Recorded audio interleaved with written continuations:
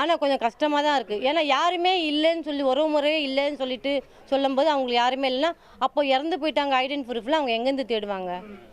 இப்போ அப்பா அம்மா இப்போ இவருக்கு அப்பா அம்மா இருக்காங்க. அவங்கள அம்மாவுடைய ஐடி ப்ரூஃப் இருக்கா இல்லையான்னு தெரியாது.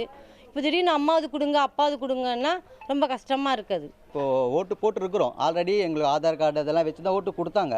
இப்போ மறுபடியும் இது எங்களுக்கு ஃபில் பண்ணுங்கள் இதெல்லாம் கொடுங்கனாக்கா நாங்கள் எப்படி இது வந்து மறுபடியும் ஃபில் பண்ணி கொடுத்துட்டு எங்களுக்கு ரிஜெக்ஷன் பண்ணிட்டாங்கன்னா இதெல்லாம் நீங்களாம் சரியில்லை.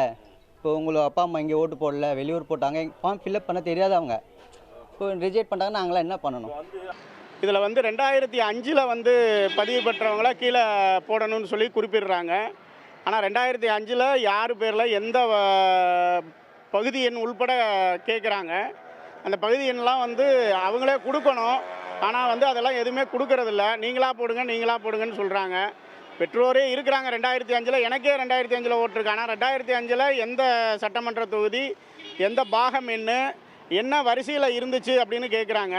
அந்த விவரம்லாம் எங்களுக்கு தெரியாது. எஸ்ஐஆர்ன்றது தேவையில்லாத ஒன்று. ஏன்னா எல்லாருமே கூலி வேலைக்கு அந்த மாதிரி போயிட்டு சாயங்காலம் தான் வருவாங்க. கணக்கெடுக்க வர்றவங்க வீட்டில் ஆள் இல்லைன்னு சொல்லிட்டு போயிடுற சூழ்நிலையில் வாக்காளர் பட்டியலில் அவங்க பேர் இடம் பெறாது, வாக்களிக்க முடியாது. ஆனால் இந்த எஸ்ஐஆர் இப்போ தேவையில்லை. அதை கொண்டு குழப்பம் செய்ய வேண்டாம். எஸ்ஐஆர் தேவைப்படாது. பழையபடி 2005 இருந்த பட்டியலை வச்சு வாக்களிக்க செய்யணும்னு சொல்லிக்கிறோம்.